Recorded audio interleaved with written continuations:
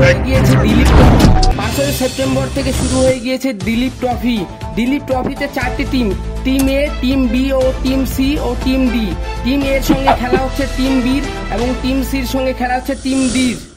India এ দলের captain করছেন শুভমান গিল ও India B দলের ক্যাপ্টেন করছেন অভিমন্যু ইসরান। বি দলে রয়েছেন যশস্বী জয়সওয়াল, যিনি 59 বলে 30 রান করেন। মুশির খান 345 বলে 166 রান করেন। ঋষভ পান্ত 7 রানে আউট হয়ে যান। দ্বিতীয় দিনের প্রথম ইনিংসে 7 উইকেট হারিয়ে ইন্ডিয়া বি টিম 282 রান করেন। অপরদিকে ইন্ডিয়া সি টিম ও ডি টিমে ক্যাপ্টেন করছেন ঋতুরাজ গায়কোয়াড় ও ডি টিমে ক্যাপ্টেন করছেন শ্রেয়স আইয়ার।